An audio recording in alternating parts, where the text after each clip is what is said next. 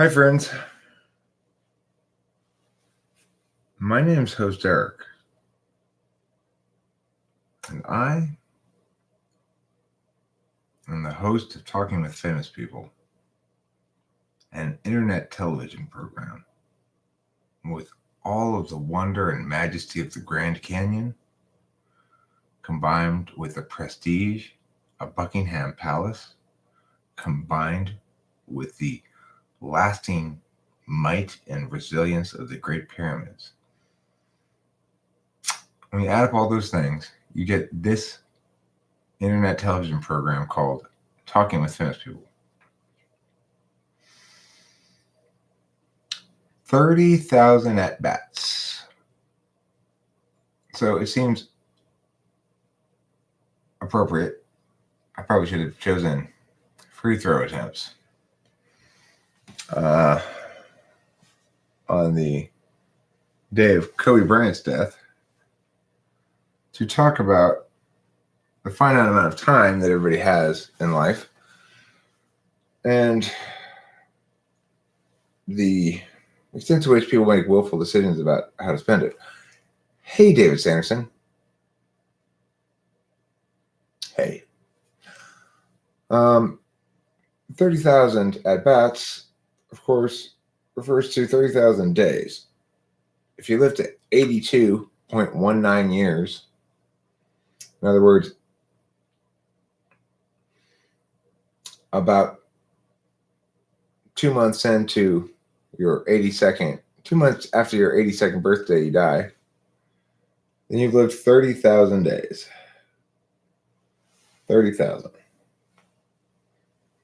That's not a lot of days, really, if you think about it. You got 30,000 days to get everything you're going to get done, to be everything you're ever going to be, to make something of yourself, and or not, to feel as though you are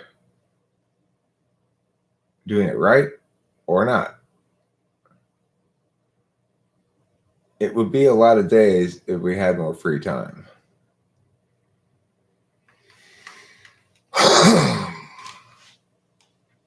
No, it wouldn't. I have a lot of free time, and it's not enough days in some sense, not nearly enough. But of course, one wonders if one has used a day wisely and what comprises using a day wisely. It seems a question that's implicit to an NI-SI division. To use a day wisely from an SI perspective is to conserve energy, to get enough to eat, to get enough to drink, to be the right temperature, and to be comfortable physically being as an animal. To use a day wisely from an NI perspective, perhaps, is to attain significance within one of a number of frames that one might attain significance. I guess you could say that Kobe Bryant was succeeding on both metrics. The thing is, it's a lot easier to uphold the SI standard than the NI standard. If your goal in life is just, or if you feel satisfied by attaining familiarity and comfort, being a happy animal, and you look forward every day to the familiar pleasures you enjoy, the taste of breakfast, familiar people nearby, doing familiar things, and filling a role you understand the scope of which and is not particularly ambitious. These sort of things correlate with SI DOMs because they see knowledge itself as fundamentally particularist. That is to say,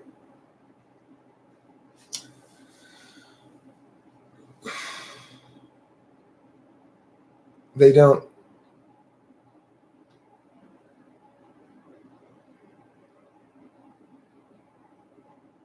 They wouldn't prioritize some universal statuses ever over their own experience. And that's just what it means to be an SI dom. So, this question then of how to use a day wisely, it definitely links to the knowledge functions. How one uses a day wisely has something to do with what kind of knowledge one prefers. But it also links to each of the other functions, or each of the other kind of function. Like it links to which kind of deliberation function you prefer. How to use a day wisely if you're an FI user probably doesn't include a lot of parsing out of language to see which chunk of language is correct enough versus some other chunk, or which kind of arguments you can substantiate over which other ones.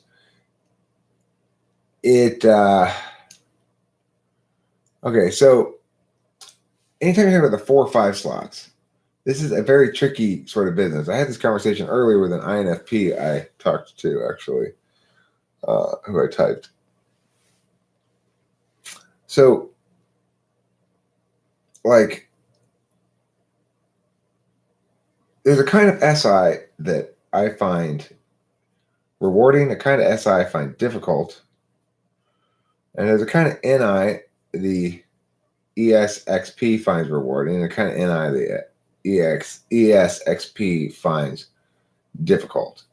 Concurrently, there's a kind of NI that I find rewarding, and a kind of NI that SI for them in the 5th slot that they find rewarding. The bottom line is, it's like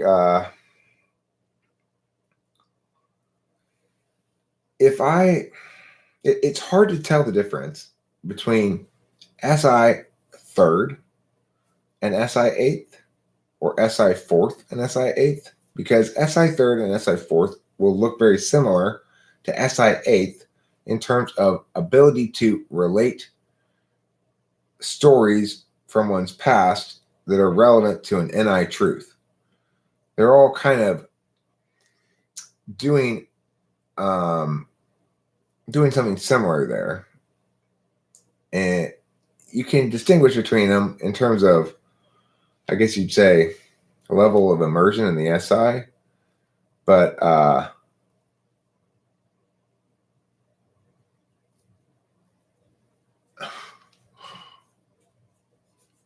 so the thing is, with your ESTPs, ESFPs, if you ask them stories from their past, they have no problem producing them. The part of SI they ignore is the part that's less visible to outsiders, namely the how they're feeling in their body. So I can tell when I'm sleepy, hungry, any of those kind of things, I get very fussy. I'm aware of it. I'm aware of it. I'm aware of being uncomfortable. I'm not necessarily always aware of why I'm uncomfortable. I'm aware of being meow. I'm not necessarily making a good logical link between my physical state and my meow feeling, but it's conscious. With ESFPs and ESTPs, when they're feeling meow like that in the physical stuff, they're much less aware of it. It's just kind of, they ignore it, they ignore it. That's the part of SI that they ignore. So that's not the part that you can see as easily as an outside person, right?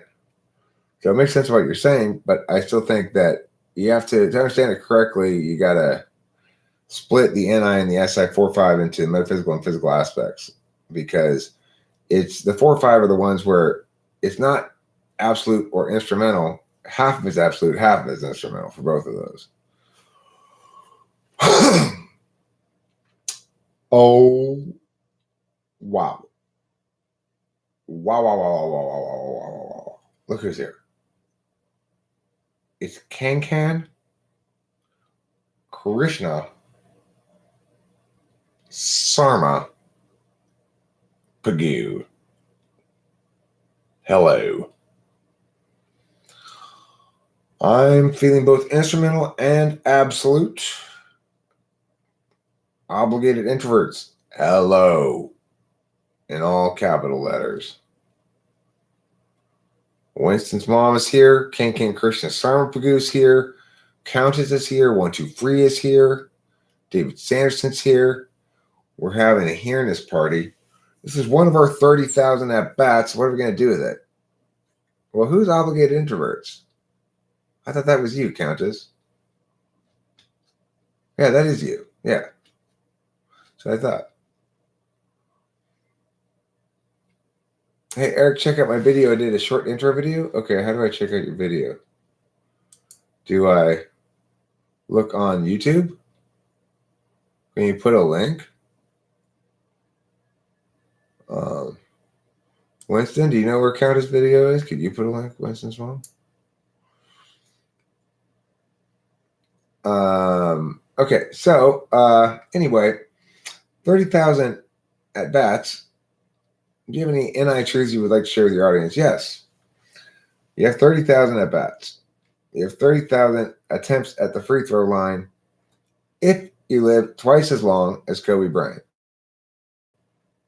Kobe Bryant died at 41.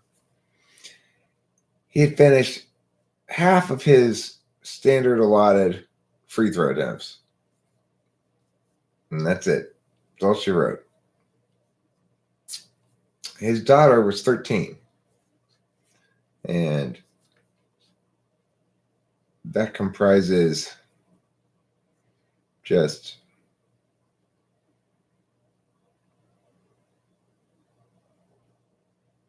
it's like a third. No, it's like a sixth. It's like a sixth, a little bit more, a little bit less than a sixth of her possible free throw attempts. So it's like she got in 5,000, you know, maybe 4,500 out of 30,000. And that's all she wrote. And her teammate, also 13. That's all she wrote. I've already had more than half of mine.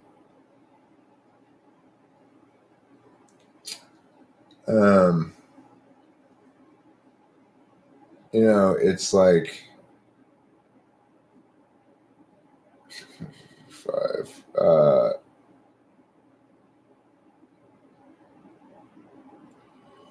18, 21. Okay, so it's like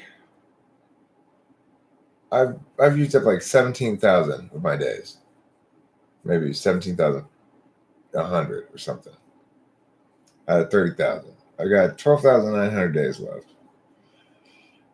Now that's hoping I get to 82, and it's also assuming that I'm fully functional all the way up to the end, so I can still do everything, right? Because the fact is, you don't have 30,000 fully functional days. If you're talking from an NI perspective of accomplishing shit, you really can't accomplish much of anything when you're a newborn baby. And generally, most people can't accomplish much of anything at the very end of their life unless it comes abruptly like Kobe's did. So 30,000 at-bats is all you get. And if you think about it in those terms, how many days you get, it's worthwhile thinking about that, because as human beings, we are made, we adapted, or whatever you want to say, to the rhythms of a day. We're intended to sleep at night and rest ourselves. We need to, physically, mentally, spiritually, for a lot of reasons. We need to get enough sleep. Yeah, 10 years is 3,650 days.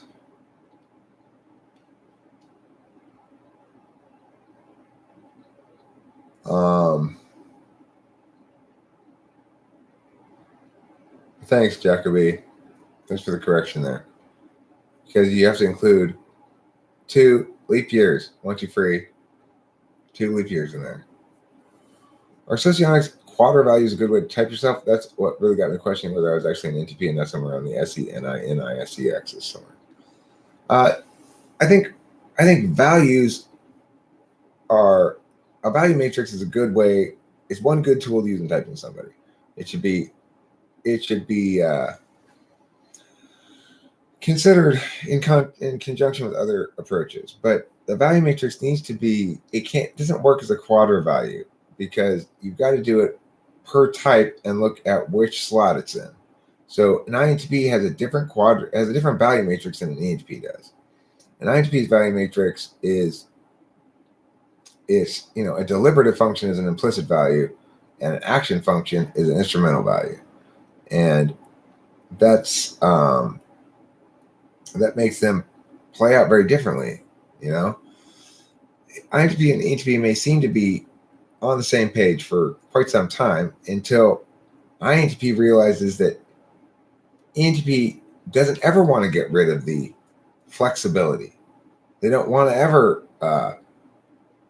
decide on anything, be locked down to it. They always want to retain that flexibility, and so they want to decide on things that allow them to retain that flexibility.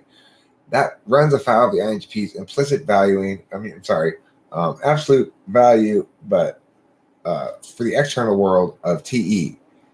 And ultimately, ENTP doesn't validate on INTP's universal metric, and INTP doesn't validate on ENTP's universal metric because INTP countervalues NI and ENTP countervalues TE, and the other one holds that as the universal standard of goodness, of okayness.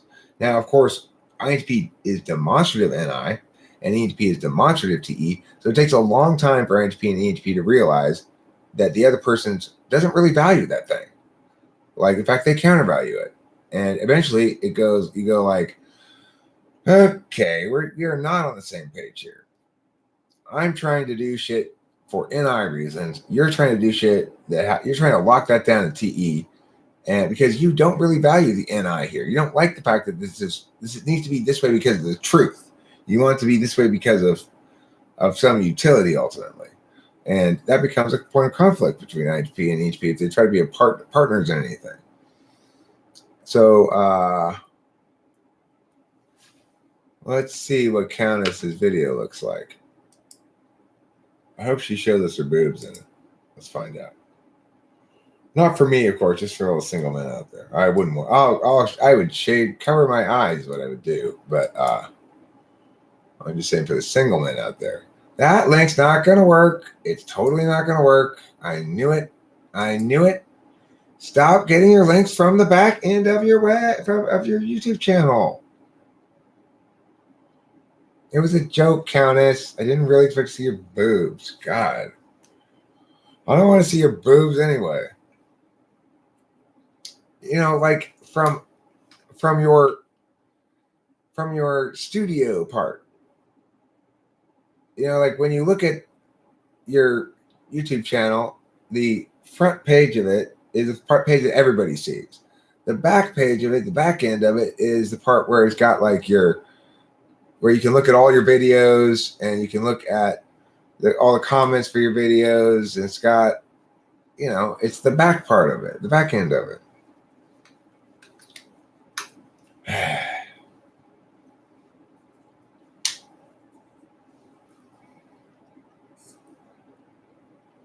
So like click that link, Winston's mom, it'll work for you. You click it. Once it's done working for you, go to, in the video that's in a new tab, then, click share and get the link from clicking share.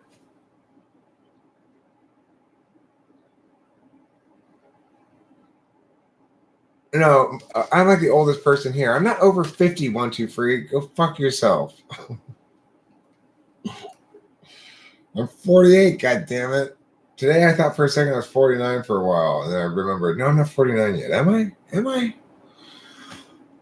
71 would be 49, but no, not until April. I'm 49. How does FE Polar maintain functional relationships? No problem, because FE is just one modality of interacting with people, which says No, just like this. Go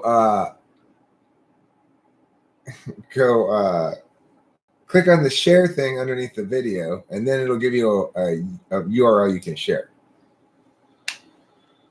Can I see what you wrote? I can see that right there. Can you see what I wrote? Can you see what I wrote? Is there something else you wrote that I can't see? I don't see anything else that I can't see. Obviously. The only other thing that obligated introverts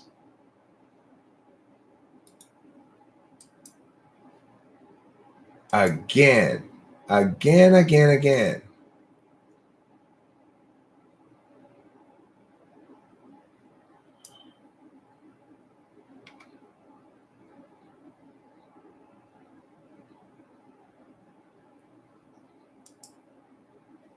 It works for you? Why? Why would that? What? That's not right.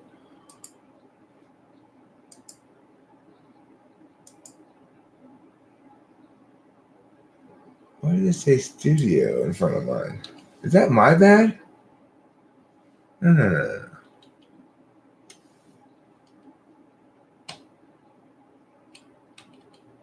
Let me try this. Yeah.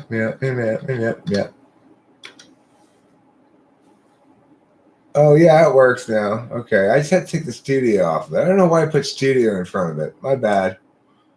Turns out it was my bad the whole time. This is going to be a very short introductory video. My name is Countess1, and that is the name I use to interact with people on YouTube. I'm the founder of this channel, known as the Obligated Introverts.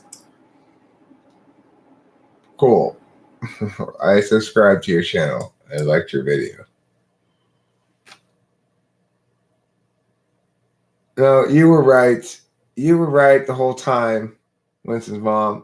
I don't know why, but when I clicked the link, it put the word studio dot before YouTube. And so it's my bad the whole time.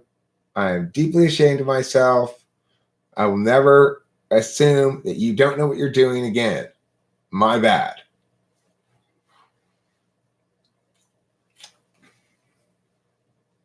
I'm going to transubstantiate you this bong rip, Winston's mom, as an apology bong rip for my failure.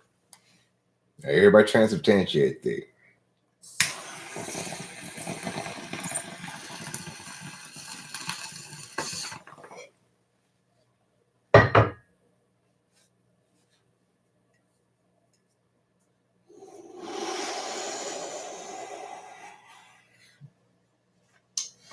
Ah, yes, the 1920s. Like a lot of our generation, I spent the time doing the Charleston, investing in a skyrocketing stock market, and drinking bathtub gin at the speakeasy.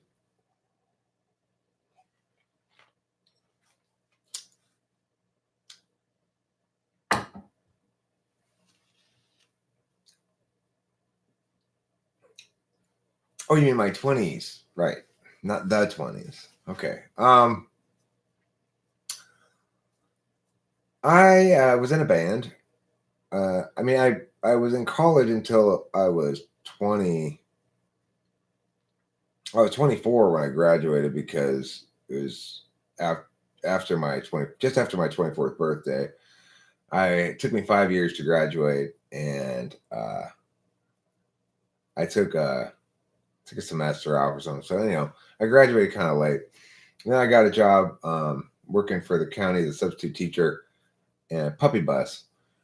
The band was named after I guess urban legend, probably. I don't know if it was true or not, but we all believed it.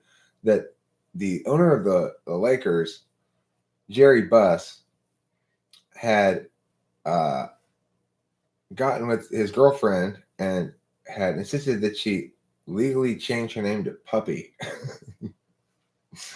which we thought was funny. So we named the band Puppy Bus. Anyhow, the point is,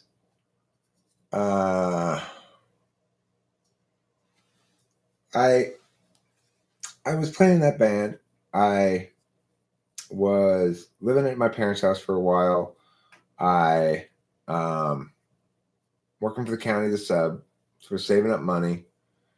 I went to Russia when I was like 25 or 20 or so, 26 maybe, I don't know. I went to Moscow, St. Petersburg. My former housemate from college was living in Moscow, working in Moscow. I stayed with him. That was a very interesting trip. That was a significant trip in my life. Interesting, I guess you'd say. And then I came back, because he studied Russian history in college and had studied Russian language in college, I guess, as well. And so he knew enough Russian to go start working there. And then once he started working there for a while, he obviously became quite fluent in the language. He now works for Rutgers University, I think is like a Russian translator or something. Anyway, hi,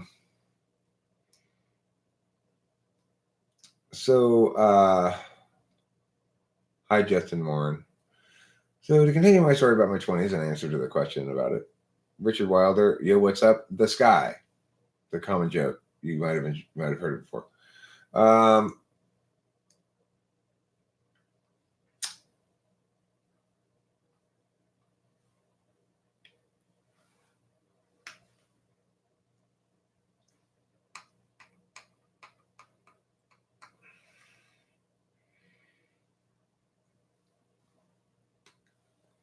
Then I moved in with my friend Corey in Eagle Rock in this cool house that was on a hillside. And we had a lot of cool parties and, did drugs and Zandy McBandy. So nice to see you. Corey, my friend Corey, my INFJ friend Corey, who I made a video about the other day with the INFJ Deutschland thing. We were just talking about you the other day. Yes, we were. I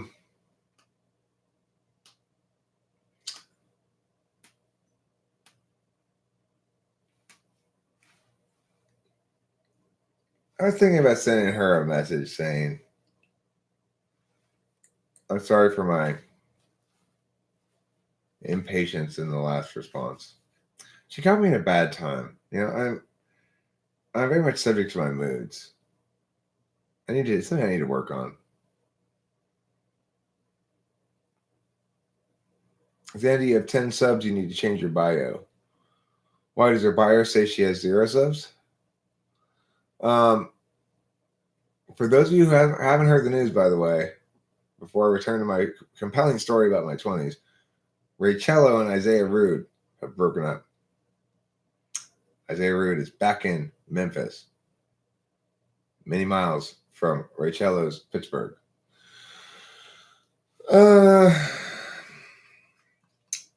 Anywho, so I lived in that house. We had cool parties. We did our share of DRUGS and drank and stuff, like young males. But during that period of time in my life was also a time when I was what one might now refer to as an incel. Except I wasn't like bitter about it. I just thought it was my fate that chicks didn't find me attractive. I just was never gonna. I just didn't get it. I didn't get chicks. I didn't know how to deal with them. It was before the days of a very active, meaningfully active internet. So eventually, I found a wife. I found a lady who would sleep with me, or who made it clear to me that she would sleep with me, and clear enough that I slept with her. And of course, then I tried to marry her, which I did, because I thought, well, she's got childbearing hips, and I want to have a kid. Now, she did bear me a child, and she did have childbearing hips, and the child just popped right out in no time. And that was when I was 28. And then I was out of that marriage by the time my child was 3 years old. because my wife cheated on me. And that concludes my 20s. Hope that answers your question.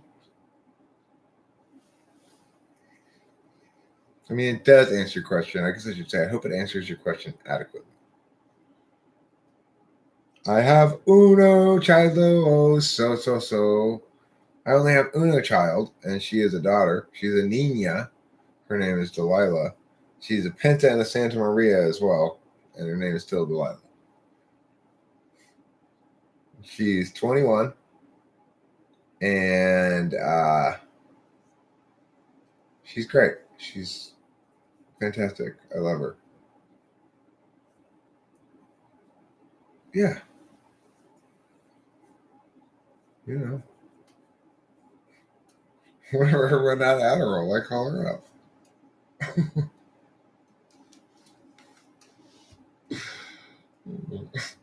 You know, she and I both are FI polar, so we have the same kind of thing. We really are close. We really love each other a lot, and we don't bother keeping in active contact a lot. In other words, we don't worry about the other person's feelings because we're both FI polar, and it's one of the qualities of the other person we both appreciate a lot.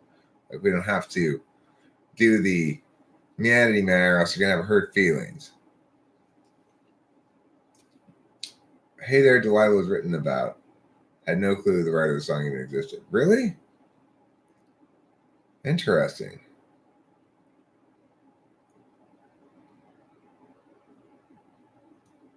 Huh. Well, it was written after she was born. Of course, it became the song for her. You know, what did my daughter do for work? She's a senior at Cal Poly Pomona. I think she does have a job though. I think she works at. Well, she's had a number of jobs. She's worked at this makeup store called Alta for a while. She worked at Starbucks for a while. She, she's a college student, so she takes on part-time jobs for a while, and then gets another one, or whatever. Gets tired of it. She leaves on good terms, though. She's not like a bridge burner. I tended to be a bit of a bridge burner in my jobs. What's she taking in school? She's taking psychology. Scorpio rising women. I don't know what her astrology is. She was born on September 30th, 1998. And it was, what time of day was it?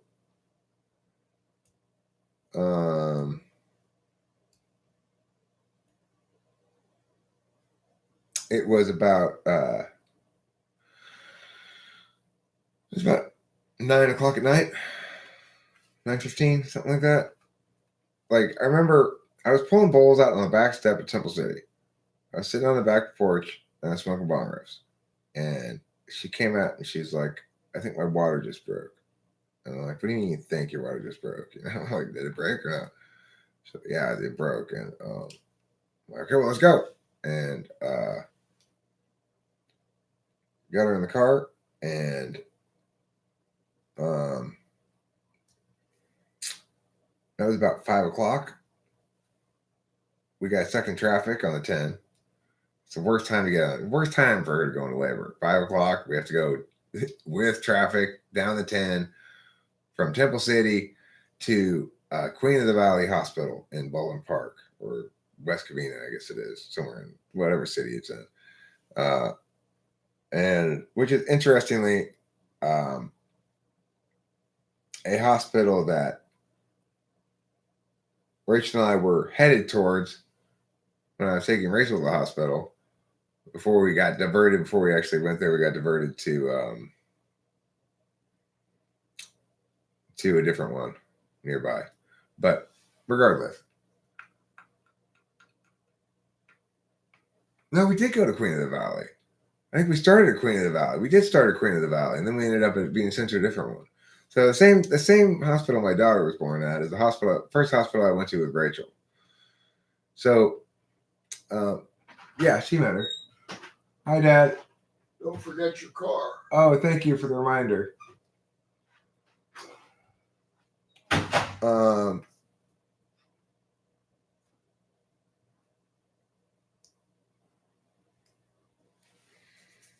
Yeah, she likes her. Delilah likes Rachel. Rachel likes Delilah. So, what is Delilah then? She's she's born September 30th, 1998, at about 9 p.m. Because, like, after we got to the hospital, it was probably 6 o'clock. It's not very far, but took quite a long time to get there because of the traffic. And then it's like we weren't in there long before the nurse was, because they were like, "Are you really dilated this much?" You know, they checked this dilation thing to see how dilated she was. The nurse did, and it gave her a result that suggested that she was much more dilated than the nurse thought she should have been. So the nurse accused her of like moving around too much while she was using it. So it took a few times for them to acknowledge that in fact she was dilated that much. Which point they're like, "Oh shit!" And they're like, "Call the doctor! Like, we need you now!" And then they took her to the thing, and took her to the delivery room, and I went in there too, and it's like the baby like came like right out, like right away, you know. She didn't have to lie. I just went in the room. We were sitting there for like, I don't know, 5 or 10 minutes. She was like, "Pray for me," and I was like, "Oh, pray for you," because I was kind of a more of I was an atheist at the time. At least I self-identified as one, and I I was like, no. And I didn't say. I think I said no, but I think I was like, okay, you know, like, okay, you're obviously crazy right now, and you're in your anguish, I guess. And then it's like I was looking at her puss, and I started to see the baby's head come out, and the next thing I know, I'm standing like against the wall, kind of, and like the doctors and stuff, some of them were around me, and they're like, "Are you okay? Are you okay?" So I'm not sure what exactly happened. I guess I got faint when looking at that. Cause I don't remember seeing anything more than the baby's head start to come out, and then I was like standing over there a little bit, you know. I must have like gotten all the blood rush from me, and it's just I couldn't take it. I guess I don't know. Anyway, and then when they were around me, I was like, yeah, I'm fine. They're like, maybe you should sit down. I'm like, okay. I sat on this little stool for a second, and I'm like, I'm okay, I'm fine. And then, you know, next thing I know, it's like I didn't really hear crying. I guess she didn't really seem to cry a lot right when she came out. It took a second for her to start crying. Um, I asked the doctor what her APGAR score was because I'd read about that, and the doctor laughed at me and said she's fine, you know. And then they gave her to me to carry to the box room where they have a bunch of boxes you put your babies in, and I don't know. I guess they're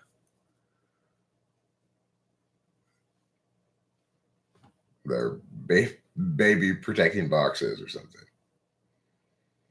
Jabez, show you my daughter. I don't even know how to show you a picture of my daughter.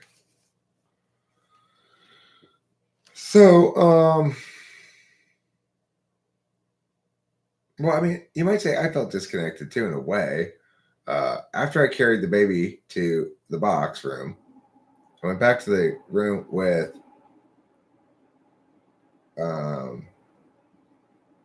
I've probably got a better way to show you a picture.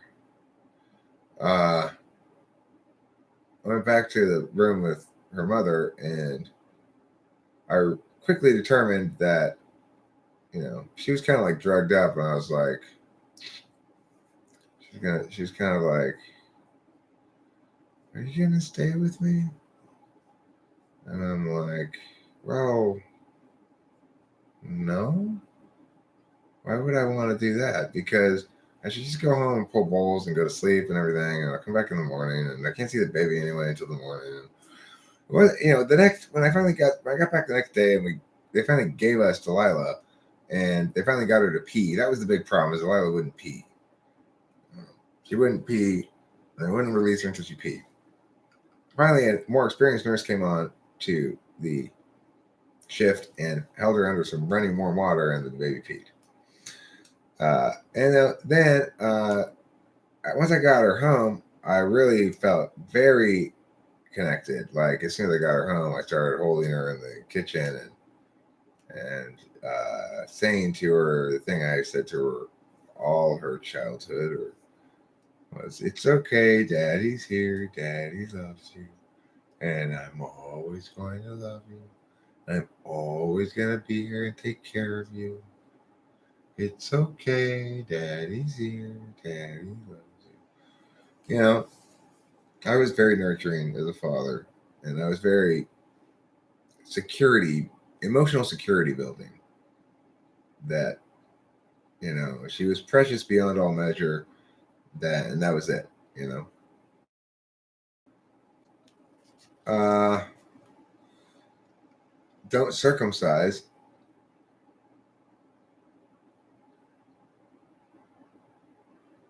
Well, I mean, I wouldn't say I felt an immediate connection necessarily to the child, in the sense that I did feel a certain sense of the gravity of the moment when I was carrying the baby to the box room.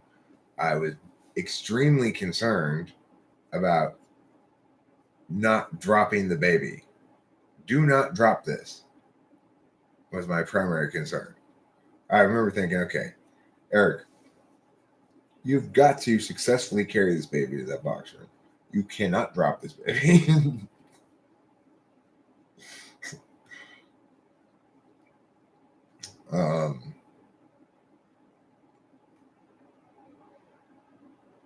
Yeah, you got 30,000 at bats.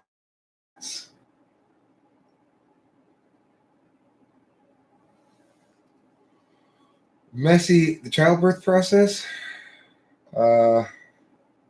Yeah, not necessarily good for a woman's vag. Um,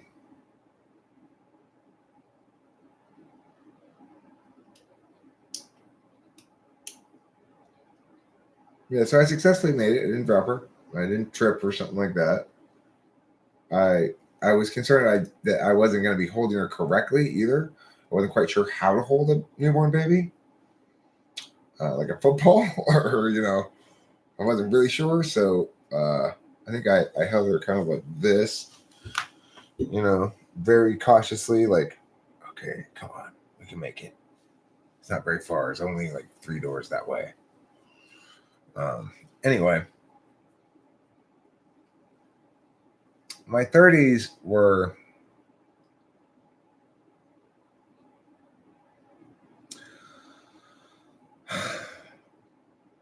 my 30s began with kind of dissolving of my identity with the end of my first marriage, with her cheating on me. It kind of broke all my standard expectations for life, because I was in that marriage. I was extremely naive.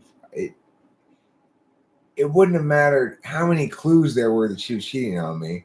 If she said, "Oh, no, don't worry about that. I'm not cheating," I'd just be like, "Oh, cool. Yeah, okay, my bad. I must have misinterpreted something. Of course you're not. What a ridiculous notion." Um, I became much less trusting after that marriage. And I went through a period of time where I was a meth addict after that marriage. Um, for a stretch time, maybe,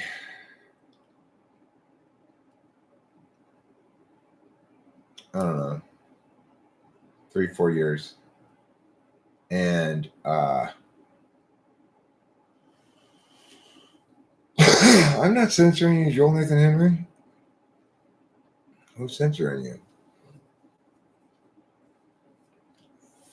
There was a long stretch of time where I was a drunk. Now, I mean, the thing to remember is during both those periods of time, being a meth addict and being a drunk, they were not completely wasted times. I still had a job for most of the time. Yeah, I was. Long time ago. For most of that time, I still had a job for, uh, and was successful at work and had a lot of the standard things that you would think would comprise adequacy in life or whatever. Um, they don't have to be very old to be able to type them. You can type your kids very young. So the the thing is, during my 30s was a time of like after the first marriage collapsed, of going to a period of the bottom kind of, which was doing meth, and for a stretch of that time I was even unemployed, but not long. And then I got over that, quit that, and started building a career. I I started working after school teaching English because I was just done with my working in special ed. I couldn't do that anymore. So I started teaching English. I got a career. I got a job at a private school in Los Angeles. And then I got a director position at this specifically debate private school, and built it into, by the end of my 30s, the biggest slash best middle school debate program in the country. You could argue against that by saying no, school X or school Y was better, but that would be about it. You couldn't really argue anybody else than one or two other schools could claim it. How did I improve so drastically? The funny thing is, I improved professionally dramatically. I did not improve as a human being dramatically at all during that stretch of time. I improved professionally because I stumbled into the right job. And once I'd fallen into the right job, it was impossible for me not to succeed. In other words, if you make an E&P a debate coach and you give them some resources and some time to figure it out and some familiarity building meow about it, they're going to probably be like a fish in water. Especially me, especially the type 7-8. It's by far the most fun thing to teach because it's always different. It depends what the resolution is. The resolution changes every month or every 2 months, depending on what format you're teaching, or at least every year. If it is every year, then it's the policy topic, and there's infinite number of things you can do on that anyway. So the point is that debate coaching changed me from an English teacher into somebody who was in a zero-sum business. Being in a zero-sum business is a nightmare unless you're one of the very few people in the zero-sum business who's actually better than the competition and who seems to be able to win consistently. I could win at a high level consistently as a coach because of two reasons. Number one, my students had a schematic advantage, namely my debate strategies were better and they were more original, and I surprised people all the time up until this day. I did that on Saturday. What day is today? Sunday? Yesterday. I did that yesterday at that debate tournament. We ran in there with a case. We got second place, but he was undefeated, and he destroyed a very strong debater with our AF case because she had no idea what to do with it. It was too clever. It took all the ground from the neg, and her case was, it fell right into our trap, as did anybody's neg case was going to. I outsmarted them all. It's a very gratifying feeling when that happens. It doesn't happen on most topics because usually there's not that kind of level of misunderstanding of the topic. There's another topic that I can think of as a good example of me outsmarting everybody else, and it's the probable cause topic. In both instances, it's because everybody else was operating on some false assumptions that I could say that's not what it means. Why would you argue it this way? But I bet you everybody is going to argue it this way. So in the probable cause topic, it said probable cause ought to apply to K through 12 students in the United States. Everybody argued that as meaning the same thing as students should be subject to fewer searches, or if you were opposing it, you'd say no, students should be subject to more searches than the average American. What I interpreted it as what it meant, which is, wait, that's an evidentiary standard used in courts to determine whether the evidence of a search is admissible in a criminal proceeding against the party whose contraband has been found. And for whatever reason, I could tell. See, I knew ahead of time nobody else is going to interpret this correctly. And I did interpret it correctly, and nobody else did interpret it correctly. And that's when it's those kind of circumstances when I do in fact outsmart everybody. So my kids had a schematic advantage. But the other important factor is I have my own self-worth so tied to other people's whatever. When I get involved in a relationship with them like that, like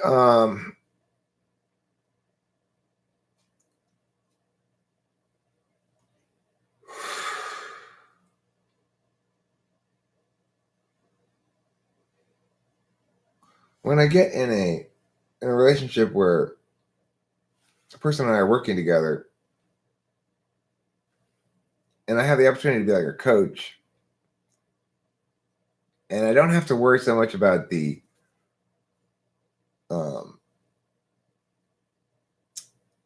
egalitarian concerns. One is limited to the extent one is limited in one's ability to coach another adult, because ultimately there's an equality of being that isn't there when you're dealing with kids. The kids come in and presume that there's an inequality of being that and they don't.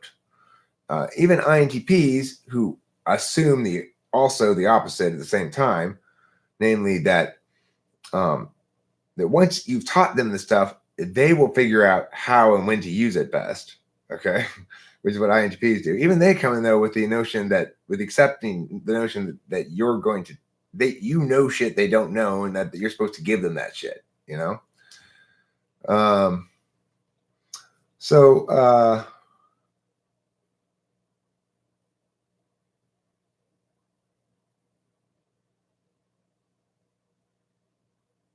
So it's like when I coach kids, I like middle school especially because they're old enough to not really be little kids anymore.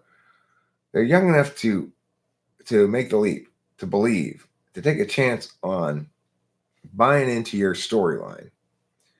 It's harder to get that out of high school kids, and it's a lot harder to get that out of adults. If you ever want a chance to really shape a person's worldview, the best opportunity to do that is to work with a kid of your own type, ultimately. And then you can really shape somebody's worldview. Once people grow up, they have barriers put up around the changing of their basic identity and ontology in any meaningful way, because at that point they've undergone enough shaping. They're ready to start shaping the world, or retract and to be.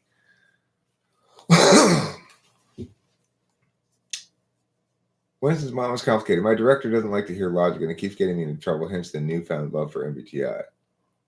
I'm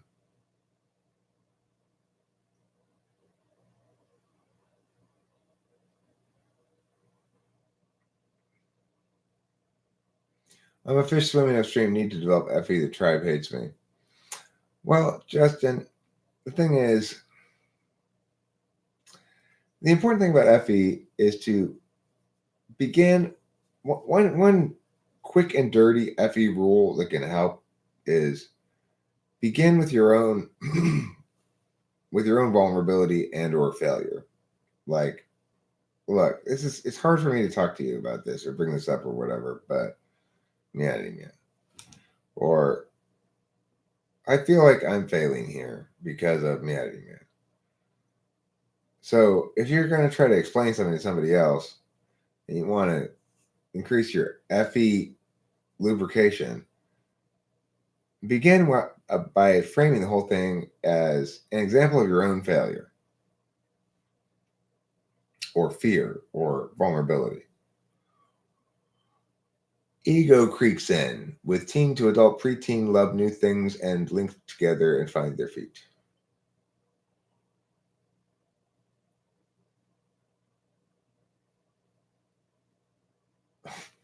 That sounded so awful the way I read that. Oh, YouTube's going to think something terrible when they hear that. Ego creeps in between being a teenager and an adult. Preteens love new things and find their feet.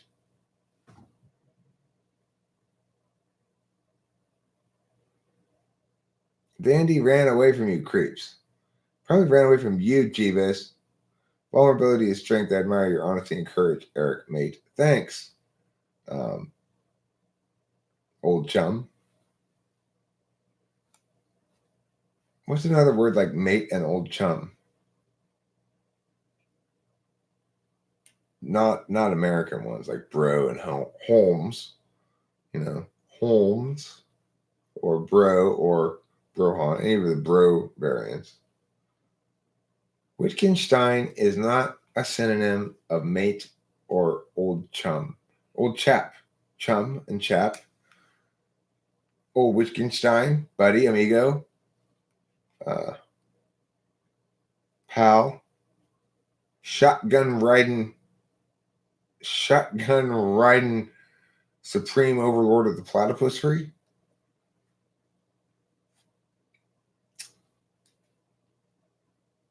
Tonto, comrade, Comanche Joe, square round. No, Jeepus. Like I said, most of the time I was employed, and when I wasn't employed, I was on unemployment. It wasn't like that. You know, I was a meth addict. It doesn't mean I was living in the gutter. It doesn't mean I was, you know, staggering around with my teeth falling out and all the other stereotypes. I was a functioning adult who wasn't getting a lot of sleep. Cunt is one used in Australia. Hey there, cunt. What did you call me? No, just look, come back here to the kangaroo ranch, cunt. Old cunt. I don't know how to talk Australian very well. I got to talk like that guy. Who Paul Hogan.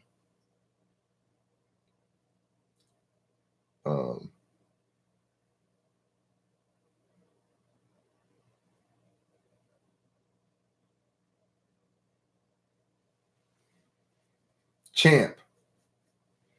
Ah, yes. The diminutives. It's good to collect an assortment of diminutives to periodically bust out. They do include champ, sport, tiger, slugger, chief, boss, squire. I like squire.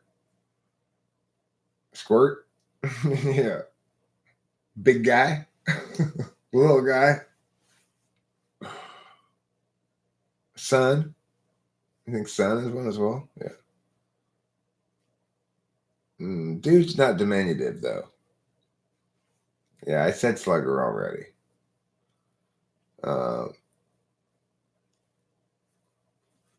Am I talking to you? Not really. A little bit, not really. Only a little bit. Not really at Countess. Cotis. I left out the N. Pinko.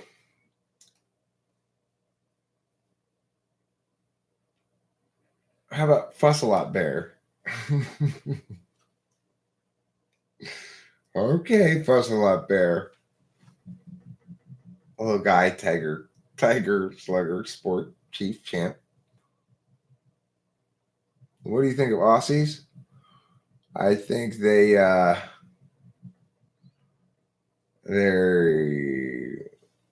I don't really think anything of them. What do you mean? I don't have any particular opinion about Australia. I just think it's a America-like country over there near New Zealand somewhere. I think of it as being rather America-like, probably the most America-like other country than America. I guess that's what I think about Australia.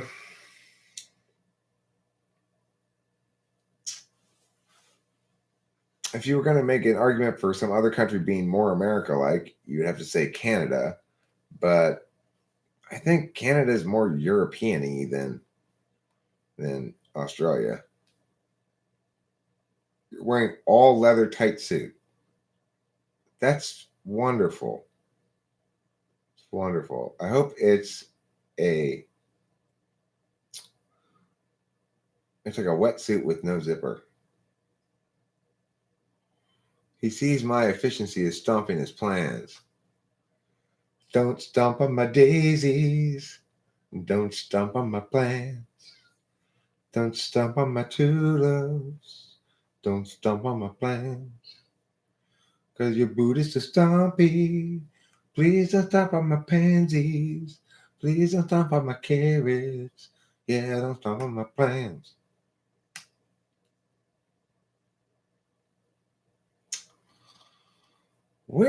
This is an odd live chat I have here. My muzzle has a red ball? Well, Joanne Henry, that's not the purpose of this live chat, really. We're not here to provide you intimate pleasuring in that fashion. I'm not stomping on your Effie. What does existence mean to me? Well, not at the moment, Octavio Silva. I want to answer this existence question. The first thing I think of when I think about existence is the fact that people argue about it. And that arguments about existence are pointless. So, my first thought about existence then is people argue about the existence of God. And it always strikes me as odd to argue about the existence of a named thing, which obviously exists in some way. So when people have those arguments, at least one side means, does God exist?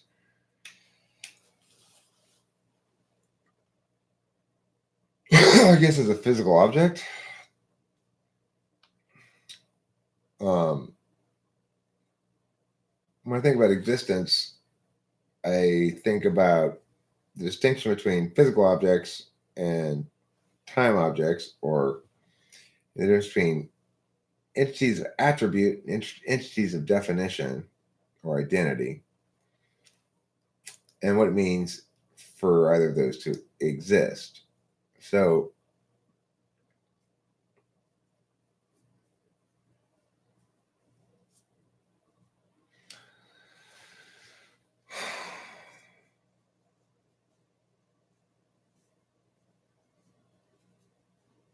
okay, well, does God exist as an agent observer is the argument.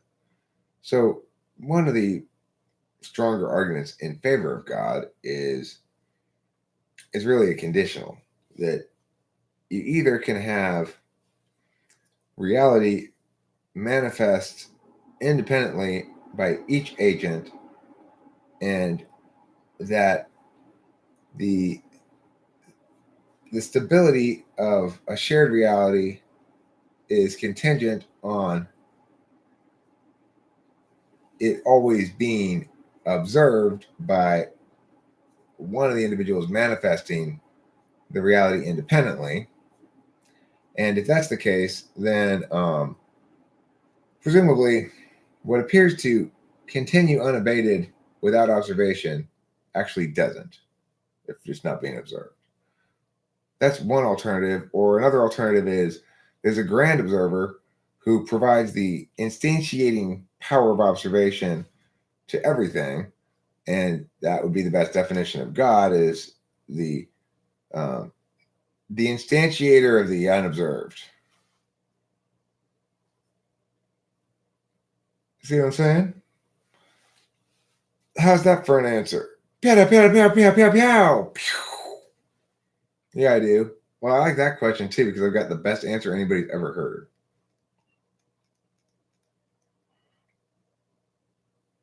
So,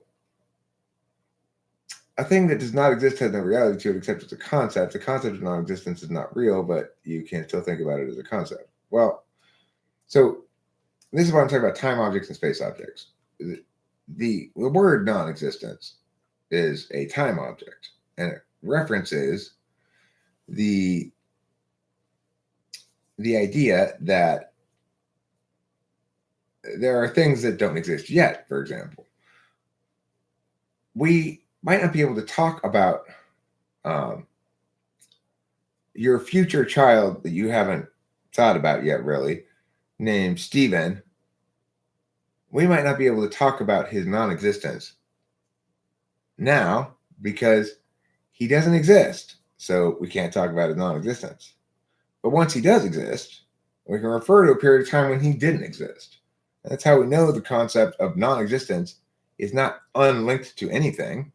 It's linked to a difference in status, and the difference in status is attained by instantiation. Once an entity is instantiated, then they exist.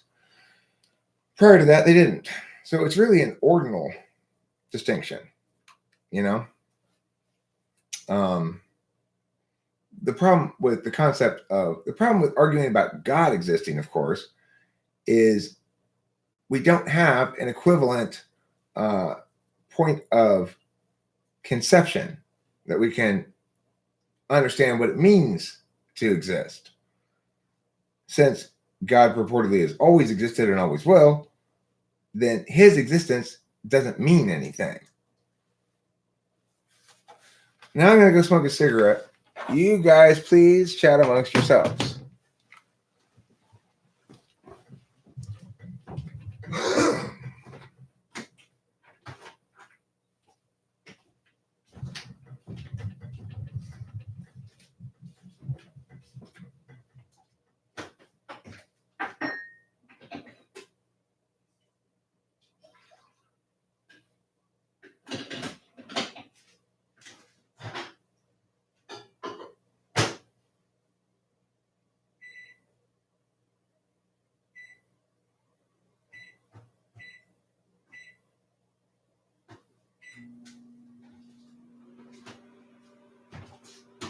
I'm going to heat up a little more coffee while I'm over here. It's called killing two birds with just one stone. I don't need a lot of stones to kill more than one bird.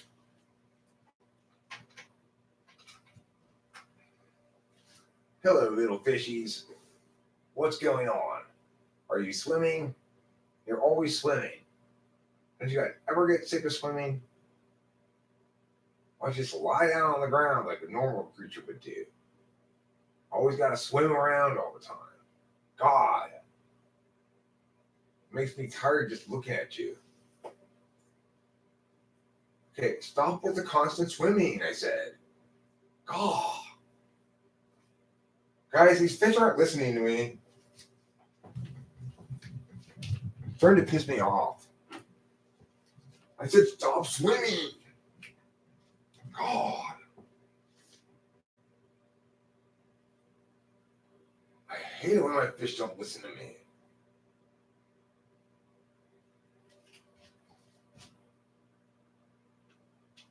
Yeah, everybody hates that. Ain't nobody enjoy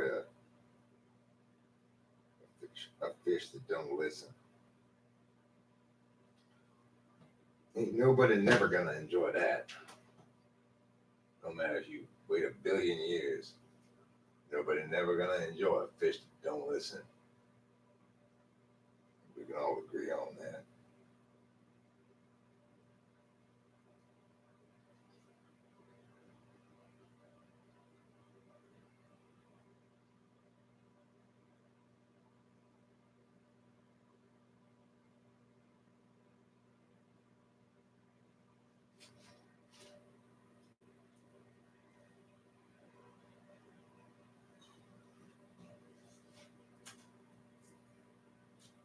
Silly fish. Why are you so silly? Did you take silliness lessons at the Silliness Symposium Factory for silliness training and studies? I think so. I think you did. That's why I warned you. You didn't take that class. You'd get exceedingly silly if you did. But did you listen? Hey, fish, I'm talking to you. Did you listen? No, you didn't. Now look at you. Just as I predicted, exceedingly silly.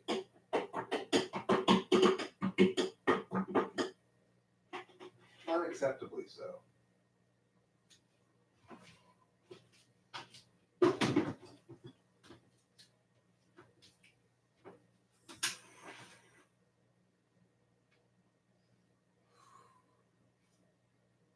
$30,000 at bats. Am I using this one wisely right now? Yeah, I am. I think so. I'm enjoying this live stream.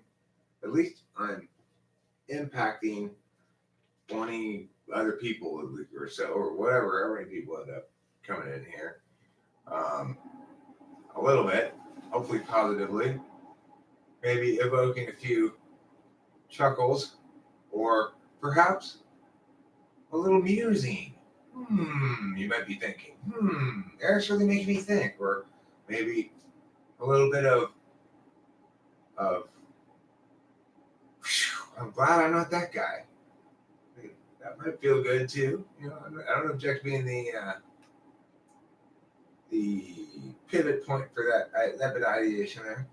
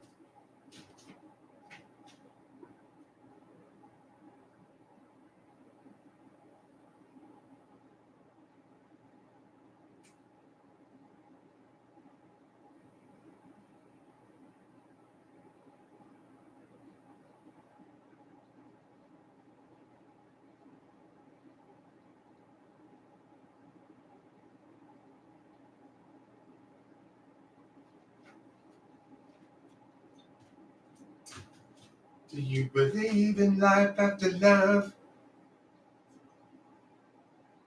Cher compellingly asked so many years ago, do you believe in life after love?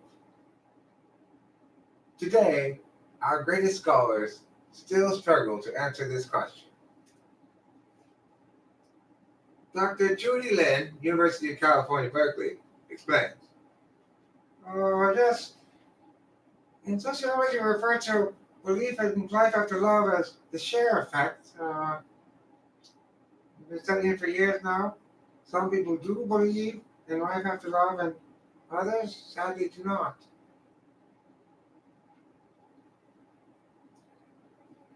Thank you, Dr. Lin.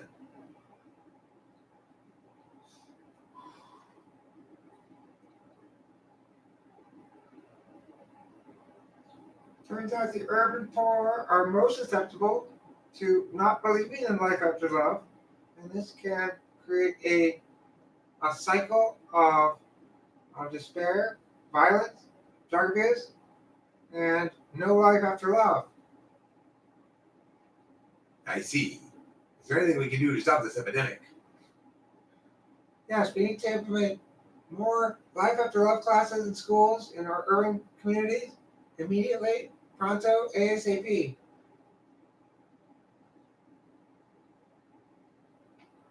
Okay. That's what we'll do then.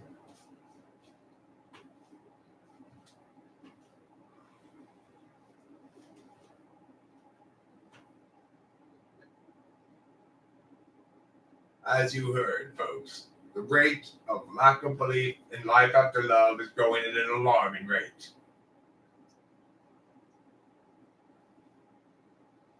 If you're not alarmed, turn on your alarms now.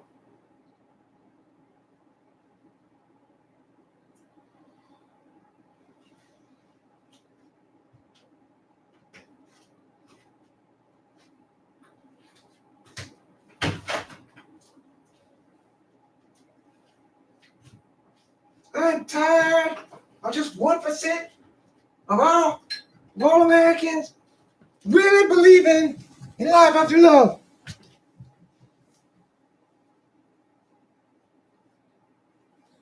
Pastel Charcoal thought that's what this channel was. Let's see.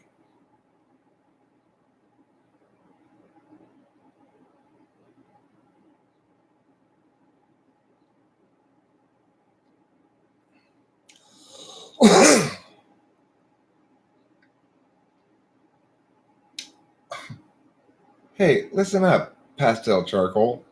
Why don't you have a little bit of patience? Why don't you ask an MBK a question, and I'd be happy to answer it. If you are quite convinced that you'd like to discuss MBTI stuff, then direct the conversation there. I'm quite responsive, as you can see. I'm not somebody who insists on any particular direction of conversation. This one is called 30,000 at bats. I've got 30,000 days in my life, approximately, assuming I live to 82. Am I using this one wisely? I mean, you know, it's a good question. Am I using this live stream wisely? I was a second ago, and now I am still, even though the direction has changed 180 degrees. And that's the majesty of extroverted intuition. Now, what would you like to know about cognitive functions, typology, or anything of the sort? I'd be happy to address it at length. Not possible, Angantir.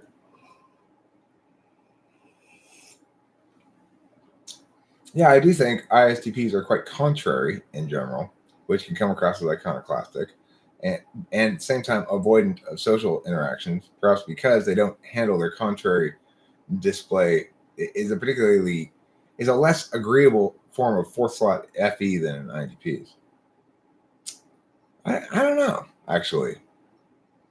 I'm not sure about that. We'll give him a chance, Hambone. We'll see if he's actually interested in engaging me. Because I'm ready to engage him. It will require of him now to make a decision, whether he's just trolling or whether he's interested in actually communicatively accomplishing something. And that's how one deals with that shit. You know, the ball's in his court now, and he's not gonna I afford him a legitimate opportunity to engage with me legitimately. If he doesn't take it, it's not gonna work. The whole thing's not gonna work, you know, for him. So he's graced if he does, damned if he doesn't, but he might see it as damned if he does, damned if he doesn't.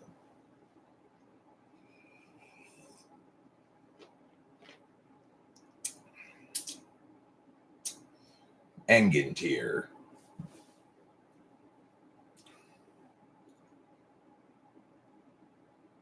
Okay, so what that indicates to me is that you're not capable of doing what I'm capable of doing, which is engaging with directly what you said. Because what I indicated was if you want to talk about MBTI, broach an MBTI topic, right? So go ahead. I prompted you to do so. The ball's in your court. Do you want to do that or do you want to just waste time? After all, isn't that what you're complaining about? A waste of time, just idle chit chat? So let's get down to business. Justin Moran is confused about any and NI because if I'm ISTP, I shouldn't be able to freestyle with that metering rhyming concept he had on INTP video, but I was able to come up with a few rhymes. No, you would be able to come up with a few rhymes because the thing is, NI still produces an idea. Maybe you can force two, you know? The thing about any is it will roll along indefinitely because it's got endless ideas. If I said, you know, what's the best idea? What's an idea for expressing this concept? You'd come up with an answer. But if I said, what's 10 ideas? If you really are an ISP, you wouldn't come up with 10, you know?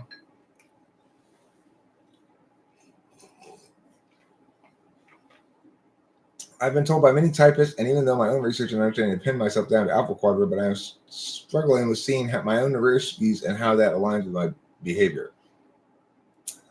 I'm not sure what you make about what you're getting at there. Any is finite though. Well, I mean, not really, because it's really a parlor trick of sorts. It takes something SE or something SI or both and combines it together, or it takes two things from SI or two things from SE and combines them together. So because it can constantly draw from an basically endless amount of old information and an endless amount of things in front of your field of vision, it's not really finite. I mean, obviously it's finite in the sense that you can't spend infinite amount of time. You only have 30,000 at bats. You got to sleep at some point. But no, that's incorrect. It's not that it's infinite because it's inherently infinite. It's because the process doesn't run out of raw material to convert into NE.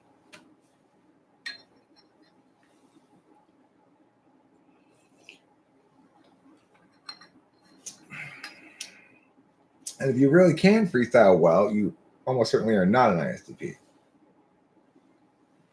Well, it deals with both. NE takes external data, builds off of SE, and it takes internal data, builds off of SI. The interesting thing is if you look at the any tool function users, INFPs and INTPs, they draw much less from the external world in the SE field and much more from the SI field when they're using their NE. In other words, they operate their NE more on the internal metaphysical field. Well, it's not subjective or objective because it's ideation. So, for example, a subjective and objective refer to either data or a judgment approach. For example, I can be objective in judging something, or subjective, or I can talk about data being available to everybody, being objective data, or not available to everybody, being subjective. Extrovert intuition is ideation. Now, what it creates is maybe neither objective nor subjective. For example, if I create a poem about a beautiful tree, well, that's not objective or subjective. The fact that I think the tree is beautiful, you might say that's subjective. The poem is not an argument. It's not a reason. It's not a justification for something. So it's neither objective nor objective or subjective. It's aesthetic. It's a work of art, right? Now, in terms of it functioning as data, it would be, of course, objective data because anybody could read it, for example, or put it out on the internet, right?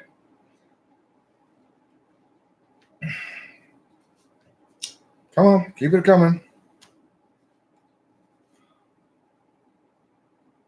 No, I'm saying that the extroverted intuitor coming up with ideas on the fly, those ideas that are generated, they don't necessarily resonate on a metric of objectivity or subjectivity. to the extent that they're extroverted, put out on an external metaphysical field, that is, say, like the internet, for example, then obviously that data becomes objective because anybody can access it. But that doesn't mean it's used to justify anything. And that's the only instance in which objectivity or subjectivity contains the idea of arbitrariness. The problem with subjectivity is when it's used as a justification, it's arbitrary. And objectivity is not arbitrary.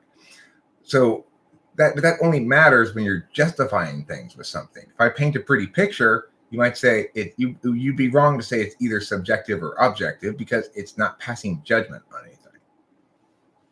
Okay. Next.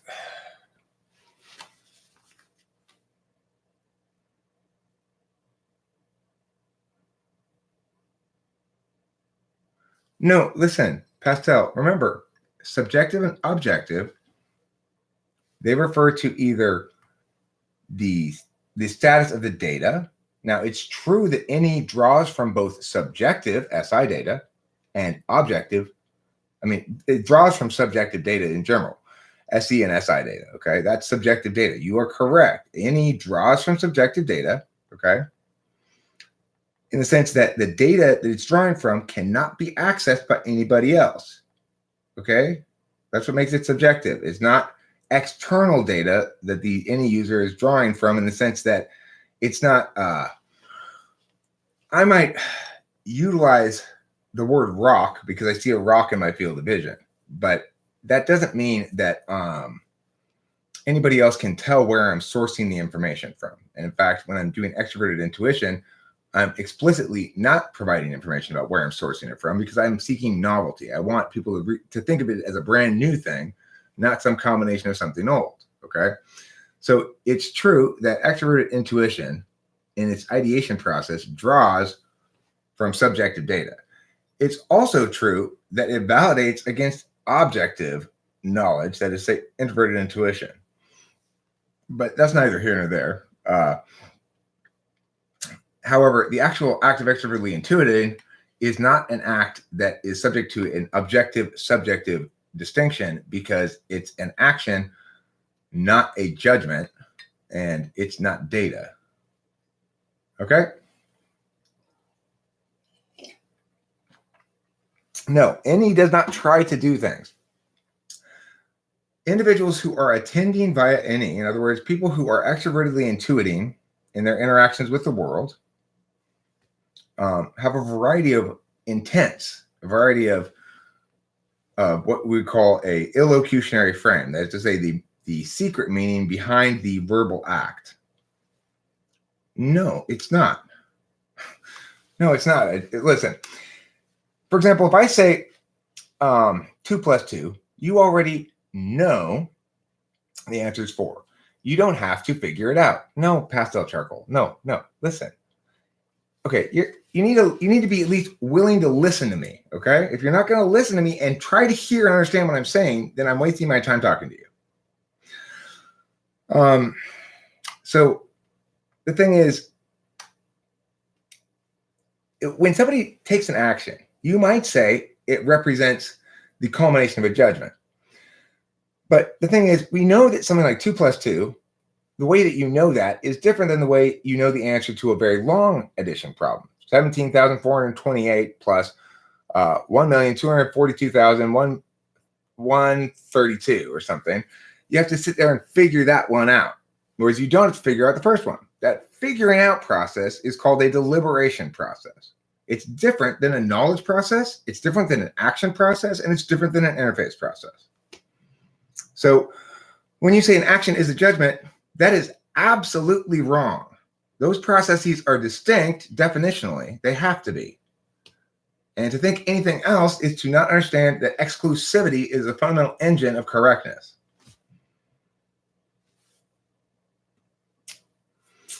Okay.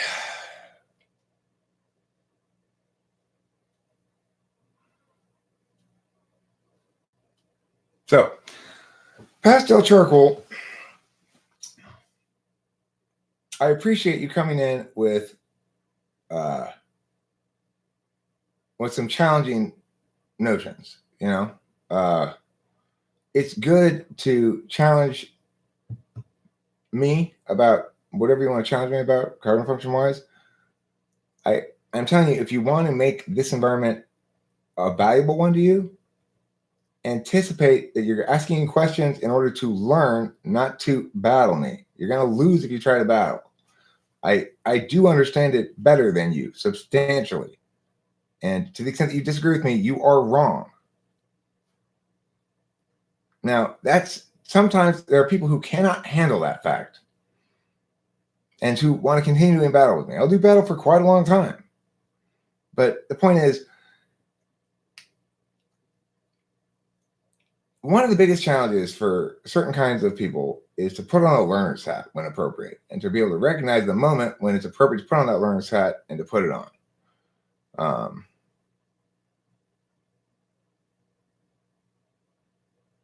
Is math discovered or learned? Extroverted intuition is a manner of being. Okay? It's a way that I be. It's not learned or discovered. It's a way of paying attention. It's, if you want to ask, does it develop as my habitual way of paying attention because of nature and nurture? I don't know the answer to that question. I don't know whether it's nature or nurture. Nobody does, and I have no way of determining that. But the point is, if you're thinking about whether any is learned or discovered, you're thinking about it wrong. It's one of the possible ways that humans can be. And why it's that way, yes, you can pay attention to different ways. But one has an intentional channel configuration because paying attention in some ways are exclusive of paying attention in other ways. You have a finite amount of time, and you're going to spend a majority of that time attending in a certain fashion and a minority in another fashion. You're going to spend some of that time attending consciously in some ways and unconsciously, quote unquote, in other ways, which is to say intentionally but non-willfully. So absolutely that's the case. But the key element is the exclusivity engine and the inverse proportionality engine. To the extent that I'm coming up with new ideas, I'm not organizing, keeping track of, archiving, revisiting, reviewing, or otherwise spending time attending to my old ideas that I've already come up with.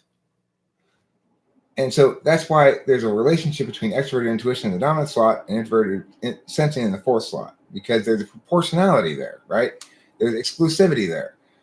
I can't express attention on both things concurrently because they have exclusivity. No, it's okay. Look, does a frog discover its amphibian skin or does it invent it? Neither. You're using the wrong term, because it's not like a conceptual object. So did we discover pi or create it? Well, we created it around something that is concrete. There are different kinds of objects and different kinds of planes of reality. On a metaphysical plane of reality, like the one we're on now, it's turn-based. The ideas come out at a certain pace. I may say this faster or slower. It doesn't matter. I'm expressing the same concept. And presumably it stays on the flow until you respond to it. There's progression, a turn-based sort of force to the whole thing. The video stays up here afterwards. It's an object, an entity in and of itself, but its identity is not that of a physical object. A physical object is subject to the law of non-contradiction. They can't both be and not be in the same time, space, and context. That's not true for digital objects. You know, you can make a billion copies of a JPEG. It can be in a million places at once. And it doesn't take up any space at all. So this is the thing. We have different kinds of objects that are subject to different. No, okay. The concept, here's where you need to do meta-analysis. We need to understand whether we're talking about cognitive functions as an object of analysis or specific cognitive functions as an object of analysis. The concept of cognitive functions is a way of, it's equivalent to pi. We might express pi if, let's say, we had 8 fingers and toes instead of 10. Maybe our math would be in base 8.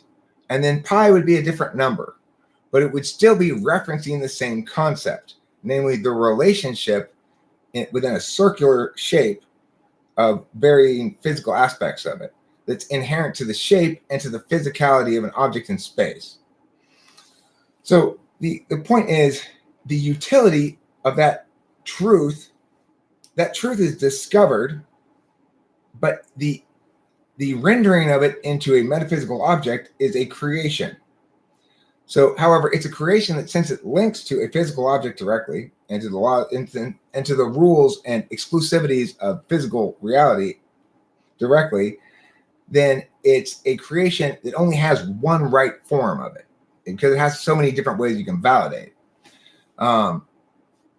In contrast, something like cognitive functions is the same thing as pi. It does link to a physical reality, but it's less concrete, less objective, because it involves a lot of realities that are experiential, but internal, subjective.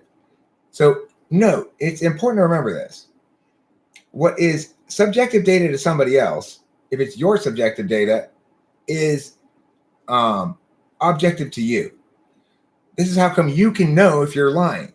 In other words, if I tell you, if you say, how are you today? And I say, I'm doing great. But I know that actually I'm really sad and feel terrible. I'm just trying to fake it. I know I'm lying. In other words, okay, well, I agree with you, Pastel, Charcoal. The way that the systems are set up right now, that's absolutely the case. But the way I'm describing it's different, huh? You can tell already, it's a lot different. I'm doing a much more serious job of the matter. I'm saying here's where it links empirically.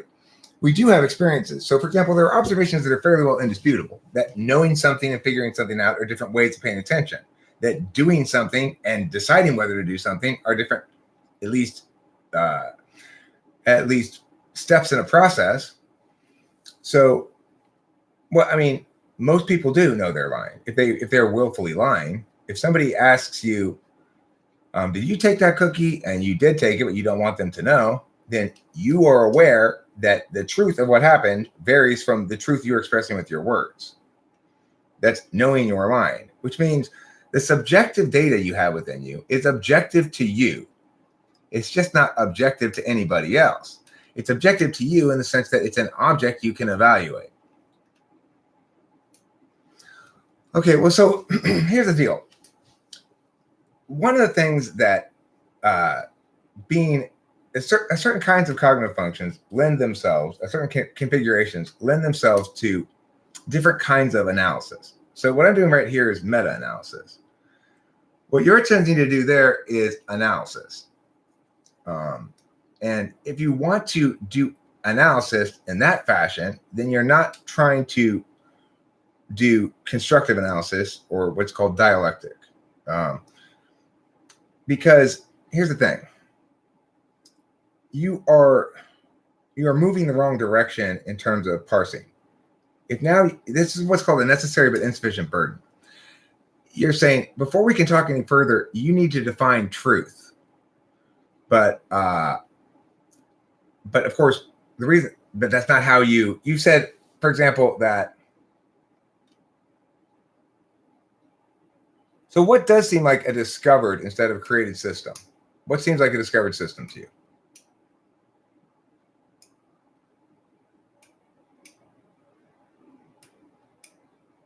Give me a counterexample, because so far you haven't said anything that, okay, math is a discovered system. Okay. Well, I mean, here's the deal. So math is discovered because it explains consistencies in the relationships between attributes of objects. So that's great, because objects are process-free space entities. However, we also need a way to explain the relationship between qualities of processes, and human agents are processes. So naturally, the math of that is going to be considerably more complicated. However, you're not apparently interested in asking me questions to satisfy. Oh, sure, C.S. Joseph's system is created. Sure, it totally is. But here's the thing, Pastel Charcoal. You're not asking me. My firewall, my My free will can change in a moment's notice. Okay, but here's the thing, Pastel Charcoal. You aren't asking me questions to see if my understanding of it passes your scrutiny. You're trying to convince me it doesn't. You're trying to ask questions to prove that it doesn't. So, in other words, if you really want to engage me seriously, tell me what your metric is and ask me questions to see if, in fact, this satisfies your metric. That's not the kind of questions you're asking. When you're asking me to define truth, you're providing necessary but insufficient burdens. So first you define truth, then you can explain to me why you're right. No, you hold me to the same standard you hold math to then. Ask me questions that would validate it for you. That would distinguish the way I'm explaining it from C.S. Joseph's. Okay, what is the question that you think helps you to answer that? How do you determine the objective merit? Math was created by God and discovered by man. That's not you, Pastel Charcoal. Hold on. No, you're not understanding my question. You have indicated that you have a standard to distinguish whether something or not is discovered or created. That you've applied it to math and that you've decided that math is discovered, not created. So I'm asking you, when you go to look at a system, what is the analysis you use on the system? And you're saying, are you telling me that your question, how do I determine the objective merit of what? Of a definition of a cognitive function? Or are you, I'm not sure where you're going with that question. Is that how you determine the merit of a given system as to whether it's discovered or created, is by asking that question? That doesn't seem like, if you're asking how do cognitive functions determine objective merit, that's a very complicated answer. It depends on the configuration of the individual person. But I mean, the first thing we have to do is agree that there is something to taxonomy here. Now, taxonomy is a lot less of a high standard of burden of proof than a model, which is what I'm going to offer you, which is what I have to offer you, is an actual something that can be modeled and tested. I haven't tested it myself, but it's falsifiable. I provide you hypotheses that can falsify my explanation, and you can test them yourself easily enough. Now, granted, it's not as solid as I'd like it to be, but no good intuitive truth ever is empirically proved by the person who comes up with it. It always produces hypotheses that can be tested and predictions that can be that can falsify it if those predictions don't in fact get upheld by tests, right? That's what it means to have a real idea, is to provide others the means of falsifying it. I've provided those means, and on many occasions in the past in various videos I've explained this, but the point is there are ways you can right now falsify.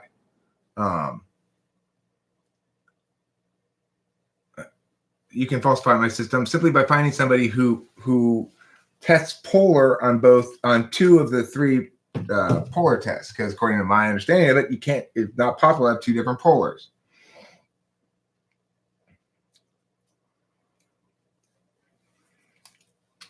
What sounds like a rationalization? You mean providing you the means to falsify my idea and actually test it yourself? That sounds like a rationalization? I mean, that sounds like a reasonable standard to expect of somebody.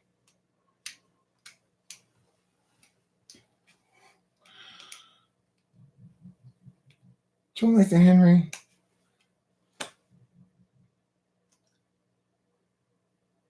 What is your problem with me?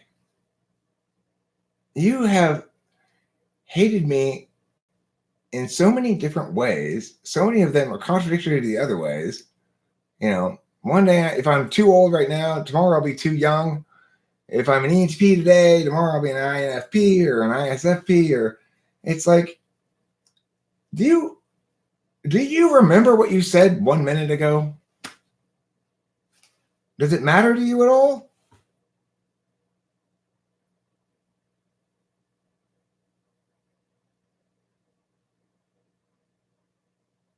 I do acknowledge free will. I'm a big proponent of free will. The thing is, your will is most free when you are least controlled by the reflexiveness of your attentional habits. And for me, that freedom has been attained increasingly through metacognition, namely to understand what my habits are. That doesn't mean I believe myself to be slave to those habits. It means I found a way to not be a slave to those habits.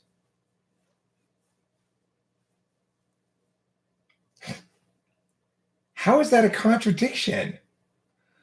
Why bother proving an objective metric? Okay, so what do you mean by proving an objective metric? You mean providing a way that you can falsify the idea if free will is acknowledged? No, because one can attain free will in Jesus Christ.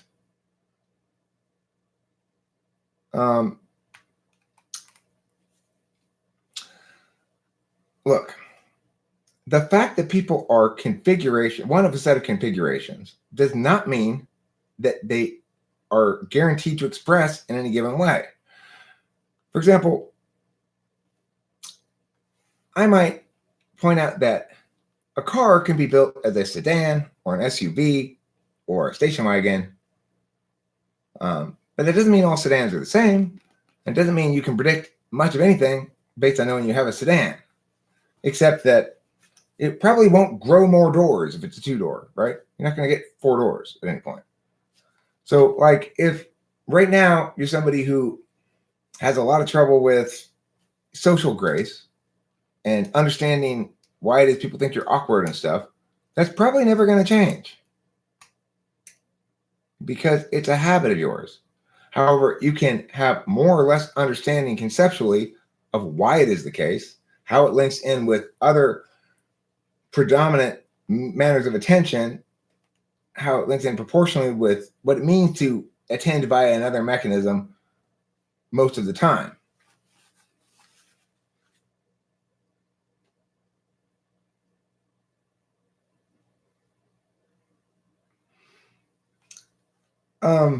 Well, I mean, you're demonstrating one of the reasons why cognitive functions are so important.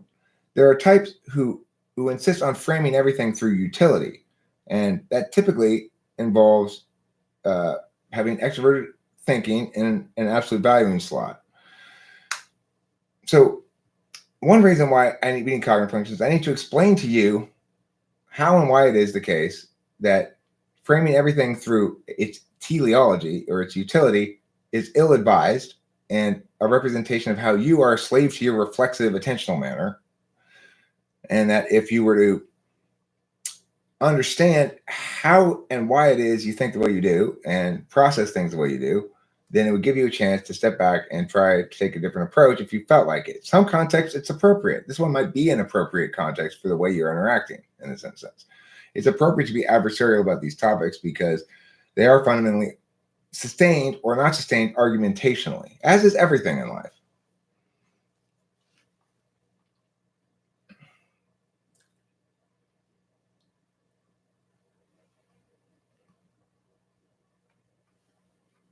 I mean, look, Pastel Charcoal, you came in here looking for MBTI talk, complaining when we weren't having it, and it was just idle chit chat.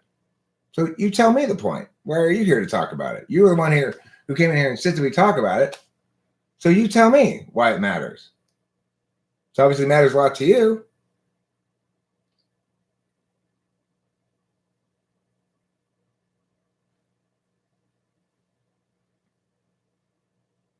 Go ahead. Tell us what brought you here to talk about cognitive functions. Why is it so important to you that not only did you come here to talk about it, but that when we weren't talking about it enough, you scolded us about it and brought the conversation back to the appropriate topic of cognitive functions. So go ahead, tell us what's so important about it to you that brought you here to do that.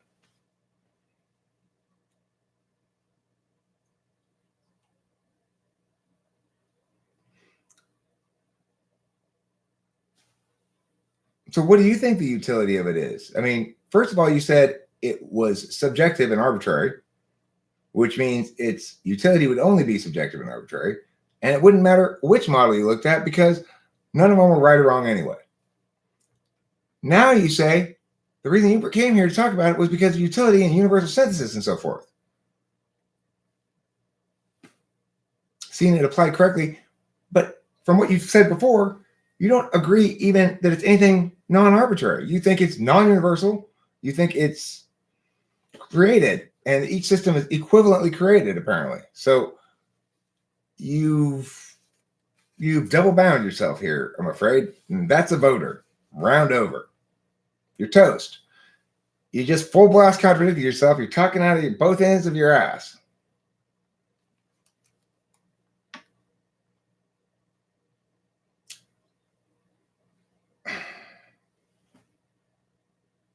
Pastel charcoal. You double bound yourself. I caught you. It's done. You're toast. That's it. Round over. Nothing else to say.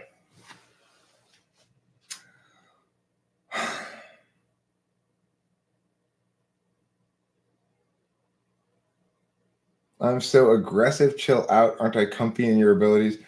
Of course, Octavia Silva. The only thing, if I weren't comfortable, I would have booted your ass a long time ago just for being an annoyance. Pause, restart. Correct. Okay. Yes, you can ask a question, Octavia Silva.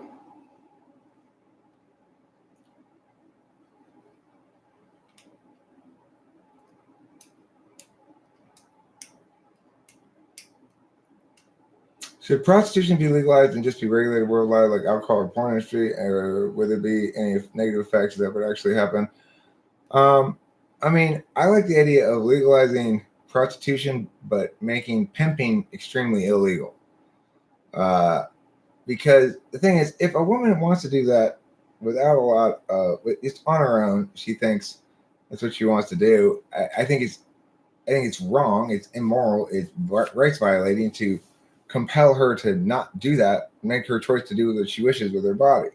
At the same time, I think it's extremely subject to exploitation. So I would probably raise the age of prostitution to 21 instead of 18, and I would outlaw pimping. And it's like ideally there'd be some sort of the structure of the thing would be very above board, kind of medical almost. But I don't think it's a good idea to pass laws that violate the rights of individuals to autonomously choose for themselves what they want to do with their body. So the answer is, yeah, I do think it should be legalized in the sense that people shouldn't be arrested for prostituting themselves. It shouldn't be illegal for a woman to sell her body if she wants to. Hey, George. But it is very much subject to exploitation. In that regard, as a society, we'd have to have a lot of concern about making sure people aren't getting exploited.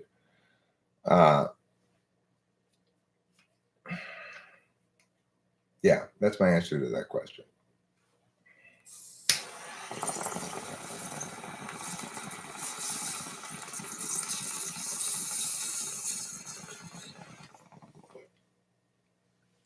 I mean, I don't agree with you, Angan, dear. The evidence suggests that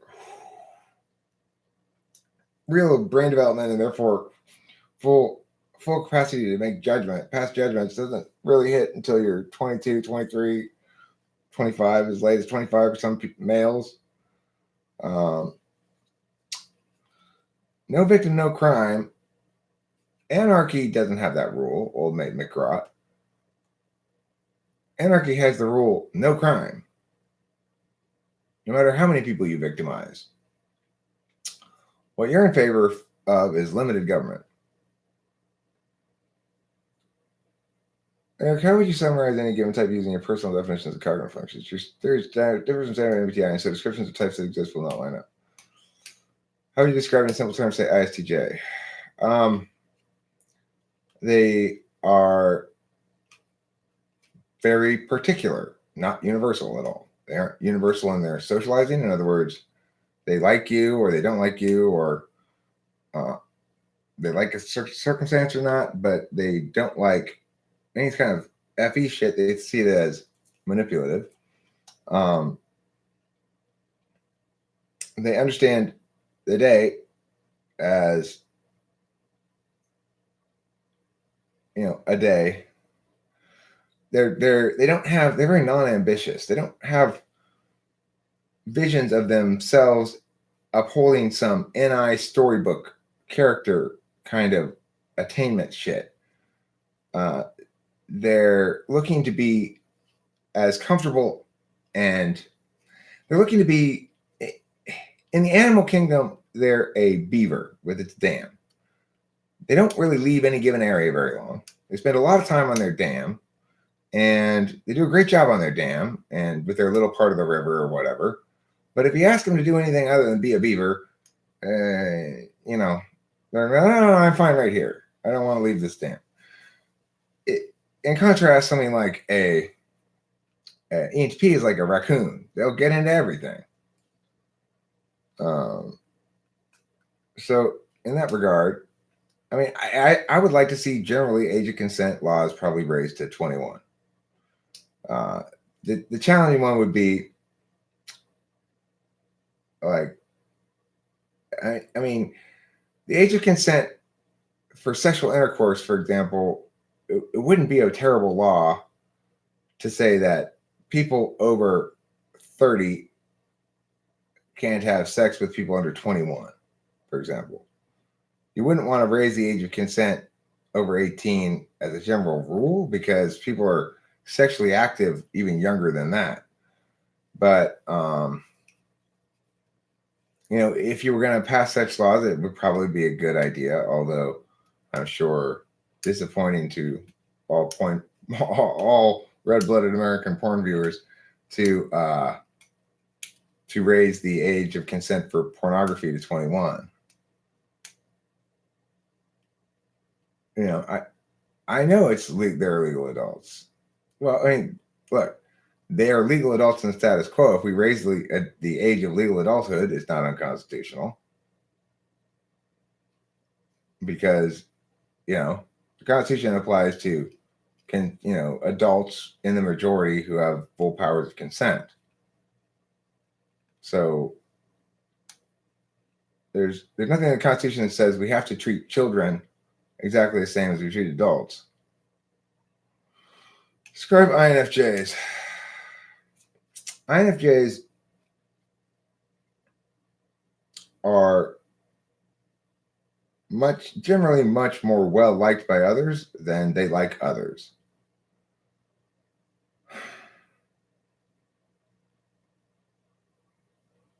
No, I don't acknowledge that.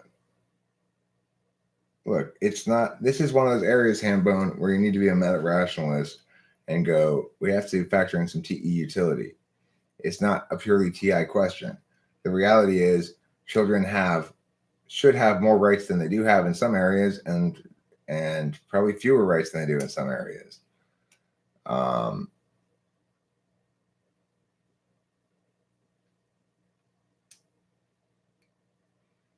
The thing is, yeah, I know that for most of human history, people as young as 13, 14, 15 have gotten married, and that's just how it's been.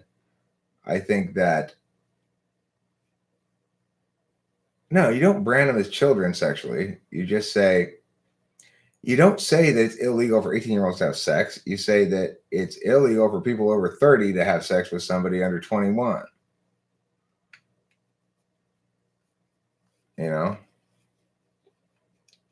But the thing is, I'm not necessarily advocating this change. I'm just saying if you want to talk about age of consent stuff, it's not an unreasonable conversation. All the evidence suggests that people don't really come into their majority, that is to say, enter into their full maturity until their early 20s, not at 18. That people's brains aren't done developing when they're 18. That's why people make stupid decisions when they're 18.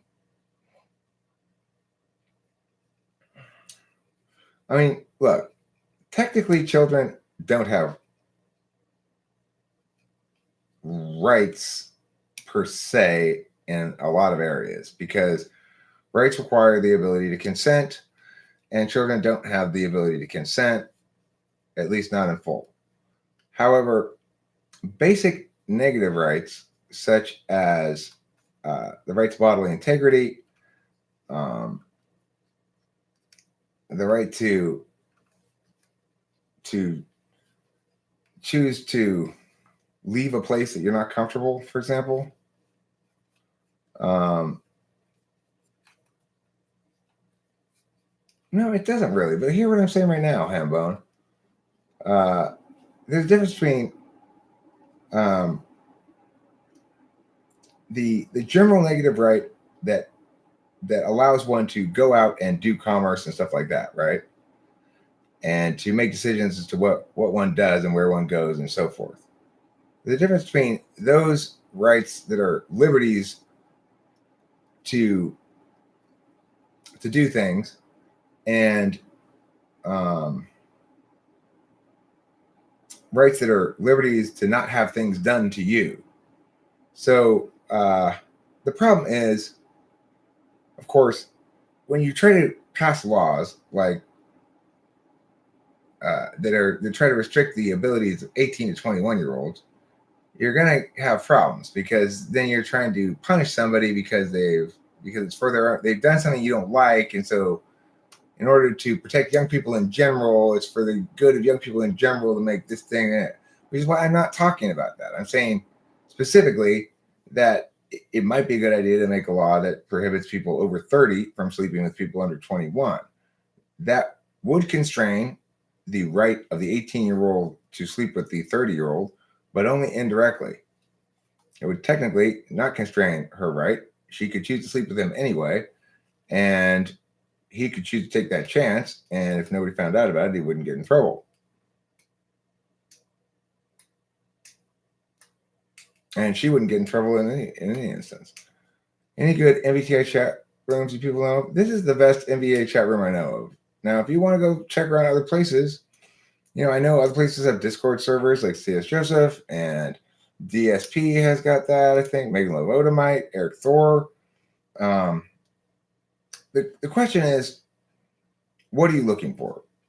If you're looking for correctness, you're well served to stay here. If you're looking to be the most correct person, you're well served to go elsewhere.